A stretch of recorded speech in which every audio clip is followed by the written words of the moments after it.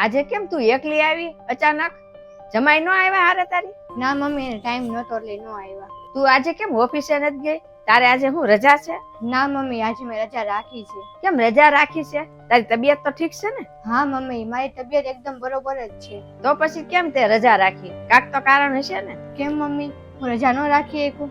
આ રાખી એક ને, પણ મને તારી એટલી ખબર છે કે તું ખાલી ખાલી રજા ન રાખ. બસ મમ્મી, મારે તને મળવું હતું એટલે હું આવી. કેમ શું થયું છે? કેમ મને મળવું તું? કાંઈક થાય તો જ હું તને મળવા આવી શકું, નહીંતર તને મળવા ન આવી શકું. અરે ના ના, એવું થોડું હોય. તો પછી તને આજ મૂડ કેમ નથી ઈ મને તું કે પેલા. હું તો ભગવાનને પ્રાર્થના કરું છું કે આવતા જન્મમાં છે ને મને દીકરી ન બનાવે.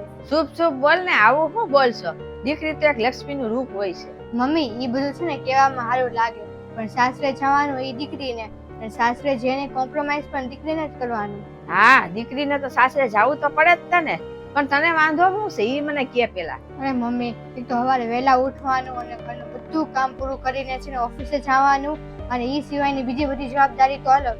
જો બટા, સવારમાં તો ટાઈમે ઉઠવું જ પડે. મમ્મી, મારે છે ને સવારે વહેલા ઉઠવામાં છે મને કાંઈ વાંધો નથી, પણ અઠવાડિયામાં એક દિવસ તો મને બ્રેક મળવો જોઈએ ને. જો બટા, કોઈ પણ છે ને એક સ્ત્રી છે ને ભણેલી હોય ને ગમે એટલી, તો એને કામ તો કરવા જ પડે ઘરના વહેલા ઉઠી. જો જવાબદારીની વાત કરું ને, તો જવાબદારી વિના તો કઈ સંસાર હાલવાનો જ નથી. દરેક સંબંધને છે ને સમય આપતા શીખ. બટા, તારે તો હજી 6 મહિના જ થયા છે લગ્ન થયા. એટલે જ મેં નક્કી કર્યું છે કે હું પાછી નહીં જાઉં, હું અહીંયા જ રહીશ. તું હું બોલશો ઈ તને કઈ ખબર છે? હા મમ્મી. આવી નાની નાની વાતમાં છે ને સાસરેથી આયા આવવાનું નો જરાય વિચારાય. મમ્મી, તને આ વાત નાની લાગે છે? તને કોઈ દિવસ જમાઈ હેરાન કરે છે તને? હેરાન તો ક્યારેય નથી કરતા, પણ હું જિંદગી જીવવા માટે એટલું કાફી છે. એટલે તું કેવા હું માંગે છો? એને એવું ક્યારેય નથી થતું કે હાલો આનું ગિફ્ટ આપું, સરપ્રાઈઝ આપું, એટલે જ મને એવું લાગે છે કે મને પ્રેમ નથી કરતા. તું જ મને કે, તાર પપ્પાએ કોઈ દી મને સરપ્રાઈઝ કે ગિફ્ટ આપ્યું છે? ના.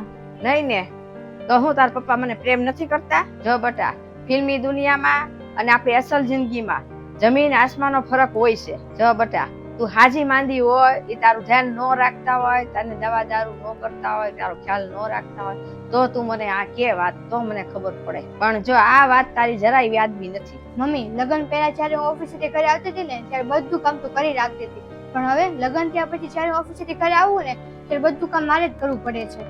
મમ્મી, છે ને મારા સાસુ છે ને તારી જેવું મારું ધ્યાન નથી રાખતા. જો બટા, સાસુ છે ને એ કોઈ દી માં ન બની શકે, અને વહુ છે ને એ કોઈ દી દીકરી ન બની શકે. હા, અમુક જગ્યાએ બદલાવ આવ્યો છે, પણ ઈ છે ને બહુ સારી વાત કહેવાય. પણ છે ને ઈ જે જેની જગ્યાએ છે ને ઈ બરાબર છે, અને આ વાત છે ને ઈ તને ધીરે ધીરે સમજાઈ જશે. મારી બેનપણીના સાસુ કેટલા સારા છે, મારી બેનપણીનું કેટલું ધ્યાન રાખે છે, અને મારા સાસુ જો બટા, તારે છે ને કોઈની હારે એની જેવી સરખામણી નહીં કરવાની, નકર તું જ દુખી થાઈશ. આપણા બાને તું નાનપણથી જોતી આવી છું, મારી યારે હું કર્યું છે તે જોયું છે ને. જો હું તો તારી જેવું વિચારીને હું મારા પિયરીએ વહી ગયો, તમને બધાને છોડી, તો તમારે બધાને શું થાત? આમ તો તારી વાત તો સાચી છે મમ્મી. બસ તો બહુ તું વિચારમાં, અને બધા સંબંધને તું છે ને થોડોક સમય આપ. હા, હું જરૂર ટ્રાય કરીશ. અને તારું છે ને ફેવરેટ છે ને દમાલું બનાવ્યું છે, તું જમીન જાજે. હા.